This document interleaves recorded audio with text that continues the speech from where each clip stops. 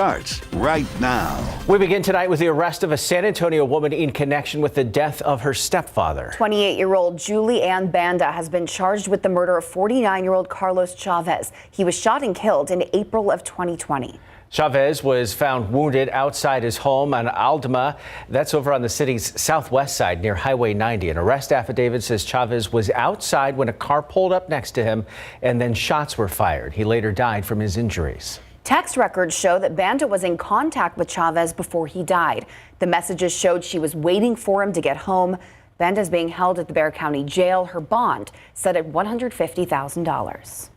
A man's in critical condition after a fight broke out at a home on the city's south side. It happened just before noon today on Chamita Drive. That's near Southwest Loop 410. Police say a man got into a fight with the homeowner and the homeowner's son, then came outside and shot the man in the stomach. Police are not sure what started the fight, but they do know the men were friends. The homeowner and his son are cooperating with police. No arrests have been made. We'll bring you updates as the investigation continues. Another shooting to tell you about, this one overnight on the city's west side. San Antonio police called out for reports of a shooting there just after midnight. They say two men walking inside the Eagle Ridge apartments over on Wurzbach Road when several gunmen walked up and shot both of the victims. Police say the victims, one of them was shot in the leg, possibly the chest. The other was also shot in the head. Both victims were taken to University Hospital in critical condition. Police still searching for the people involved in that shooting.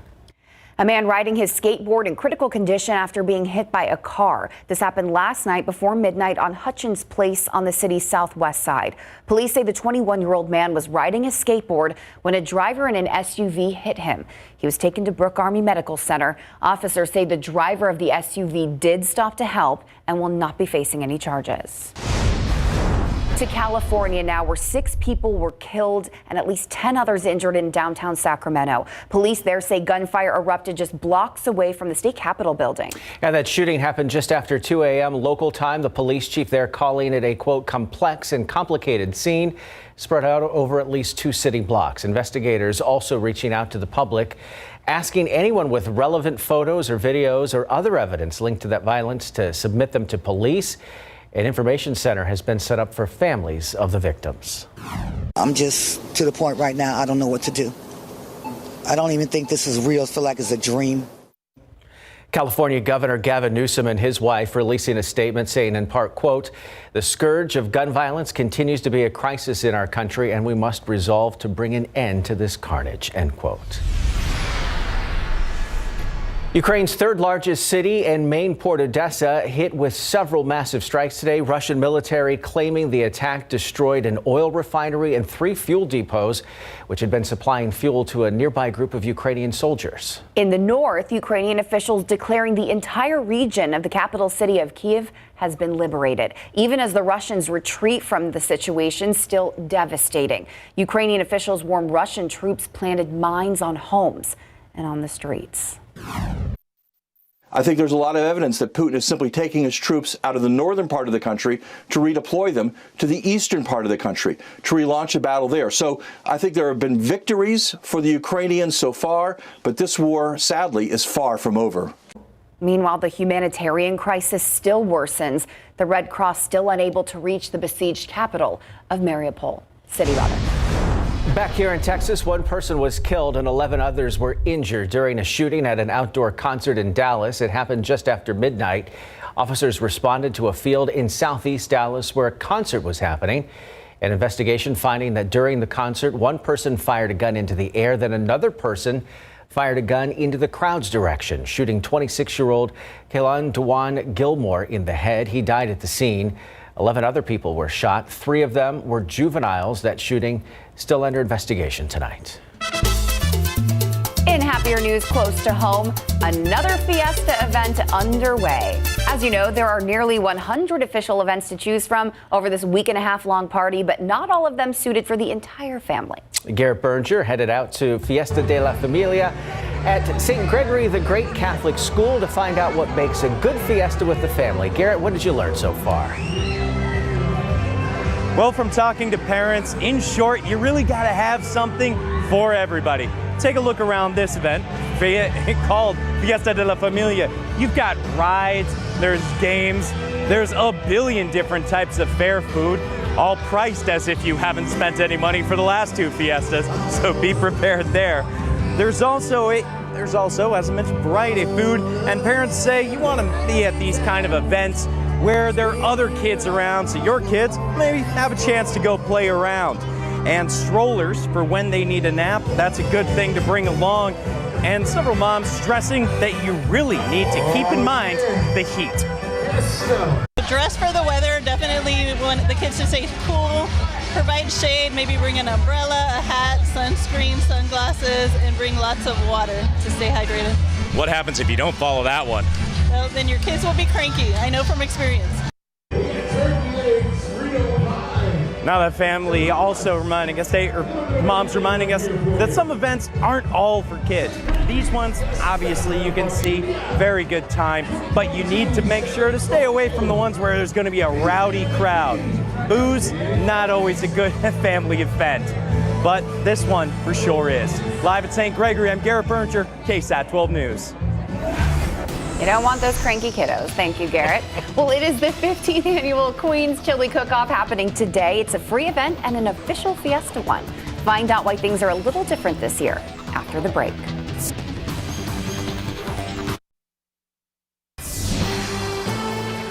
This Fiesta Flashback is powered by the Silverado and your local San Antonio area Chevy dealers. Dressing the Queen in her court is a unique fiesta tradition, and the gowns worn at the Order of the Alamo's coronation are dazzling. The number of dresses in the court varies between 22 and 24 every year, and there are 5 studios in San Antonio that make these gowns. Each one's estimated worth is around $10,000, and they're designed around an annual theme chosen 2 years in advance. To create these gowns, it takes a mistress of the robes, a court artist, and teams of dressmakers. We work on several of them at one time. It's sort of like a puzzle, each one. So we make all the pieces independently. We started with a blank piece of fabric, and then every bead, every sequence, every crystal that you see on it was hand added to it. And once all of our elements have been made, we assemble the final train. It's a process of months to complete all of them. Well, for us, it's a real honor to work on these dresses because it preserves a tradition that is getting lost, which is the making of handmade and unique pieces of clothing.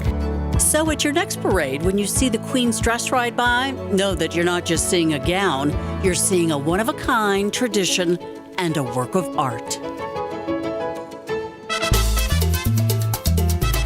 Sticking with our fiesta theme, a delicious official fiesta event that is over 100 years old kicked off today. Yeah, we're talking about the Chili Queen's Chili Cook-Off. It began around 3 o'clock today and goes until 8 o'clock tonight. That event benefits the San Antonio AIDS Foundation and Thrive Youth Organization. This year, things a little different because of COVID still sticking around. Instead of traditional chili competition, they are serving samples from a previous winner from back in 2019.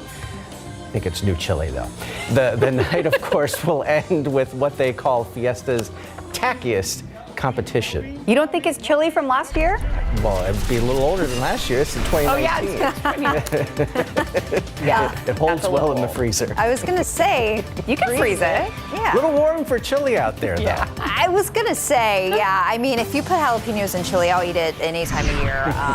Sure, there's some of that out there. But yes, it has been another warm day, thankfully more of a breeze. We've got a rain chance tomorrow and a really hot day, an even hotter day coming up on Tuesday. Several things to talk about in your forecast for this week, and we'll get to it very shortly. First today, no change in the aquifer level, and in your pollen count, oak is still high today, but it's down a lot from where it was yesterday. Yesterday it was over 1,500. Today it's down to 640. Molds, hackberry, and grass are low. We'll be right back. Things are heating up just in time for Fiesta. Yeah, I know. I feel like it's always happening that way. Yeah, even though it's a little bit earlier this year, still have a couple of warm days. It looks like toward the end of this week for Battle of Flowers and Flambeau, though, things will trend back a little bit cooler. You won't be wearing jackets to Flambeau, but it will be pretty comfortable toward the end of the week, but a couple of hot days to get through first. Let's start off with temperatures now. 90 in Devine, 90 at Stinson, 86 at the airport, low to mid 80s across the hill country, and nothing but sunshine. We did have a brief round of some morning clouds, but it's been full sunshine pretty much all day. I want to point out over the higher terrain of northern Mexico right now, we do have some thunderstorms that are popping up. There will be a window through sunset, let's say 8-9 p.m. for a couple of these storms to try to migrate east toward places like Del Rio and Eagle Pass. So for some of our westernmost counties and communities, even if you don't see rain, you will start to see some of the blow off cloud cover from these storms this evening. That very low chance of some storms out west is just for our westernmost communities. Everyone else, no rain in the forecast this evening. We'll start to pick up a bit more cloud cover as we get closer to midnight. Otherwise, a steady breeze all evening long with temperatures slowly falling through the 70s. Rain chance jumps into the forecast tomorrow, even by first thing tomorrow morning. I do think we'll have some wet streets out there in the morning as some light spotty showers pace on through. And there will be a chance for some isolated showers all the way through the afternoon, even into the evening hours. This is not going to be a drought-busting rain, and the FUTURECAST that I'm going to show you here in just a couple minutes really paints a good picture of what you can expect as we get into tomorrow. Not a drought buster, but there will be some light spotty showers out there at times on Monday. The reason why is an upper-level low that's dropping down over Baja there, Southern California right now. That's that dip here. This is an upper-level low, a piece of rain-making energy that will affect Texas on Monday, not just us here in South Texas, but also other parts of the state, and in fact across parts of the Metroplex into far east Texas, Tyler there into Louisiana.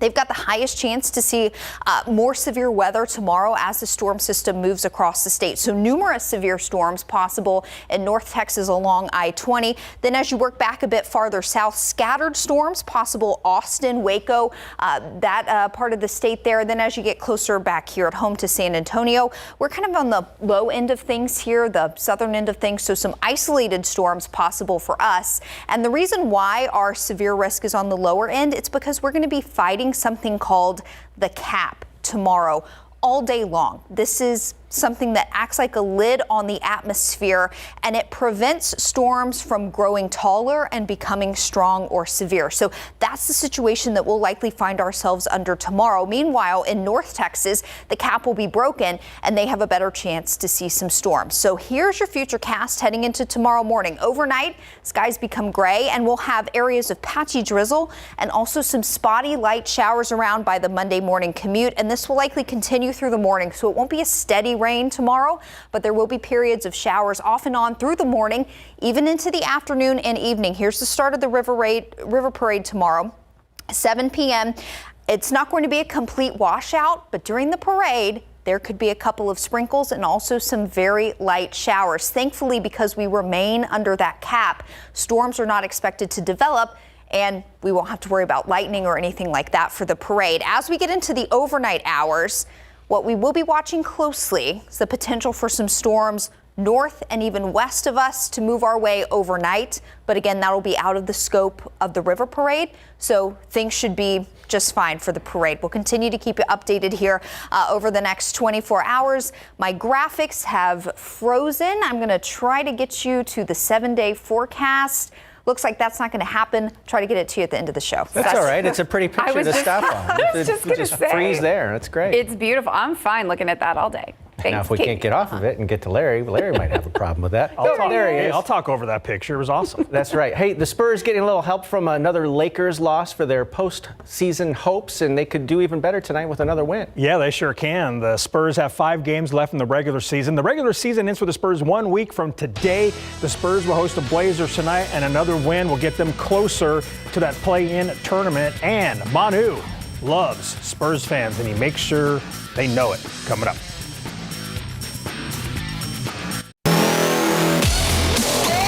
Spurs and Trailblazers will close out their 4-game season series tonight at the AT&T Center. The Spurs are going for the sweep, and they've won the first 3 games by an average of 29 points. At last check, DeJounte Murray was questionable with an upper respiratory illness, and Joshua Primo was probable with left hamstring tightness tonight. Now, the Spurs started the day 10th in the West, 1 game ahead of the Lakers, but the Spurs are now 1.5 games up on them because the Lakers lost the Nuggets 129-118 today. The Spurs win will put some serious pressure on the Lake Show. Now, after the Spurs beat the Blazers Friday night, Zach Collins was asked if today's game is a must-win. I mean, all these games are must wins for us, in my opinion. I think we all know that. I mean, any win we get just helps our position more and more, and we're all locked in. Spurs will host the Blazers tonight at 6. Portland has been eliminated from the playoff race. It's been a special week for Spurs great Manu Ginobili, that's for sure. Monday, a member of the Naismith Memorial Basketball Hall of Fame called Manu to tell him he's been elected to the Hall of Fame class of 2022. And yesterday, that news was announced to the rest of us during the men's Final Four in New Orleans. From Argentina to San Antonio, his basketball journey will now take him to Springfield, Massachusetts, home of the Basketball Hall of Fame, and he made sure to pay tribute to the fans here in the Alamo City.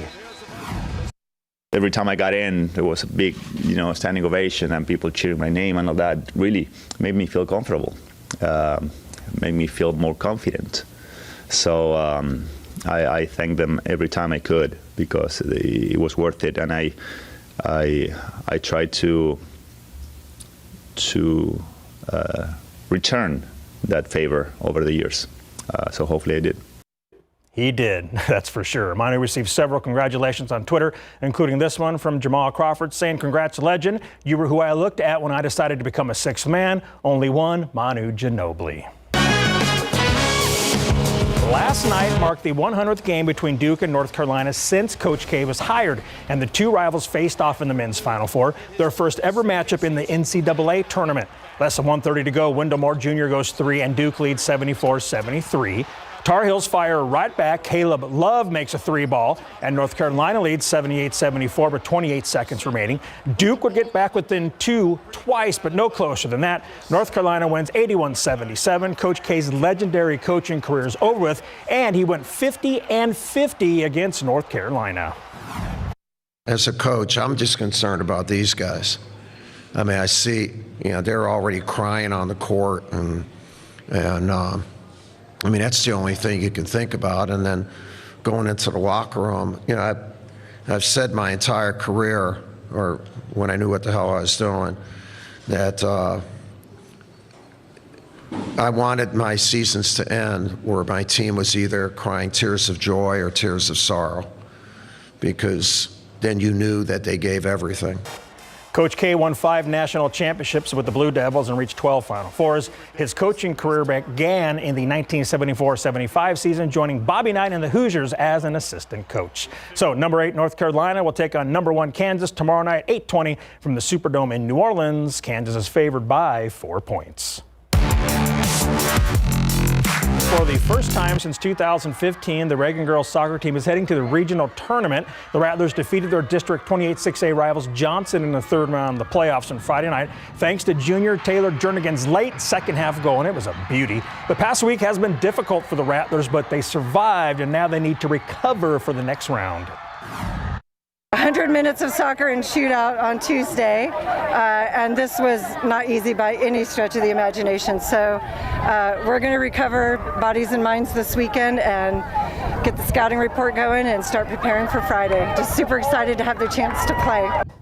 Reagan takes on Brennan in the regional semifinals Friday at 3 p.m. at Comalander Stadium.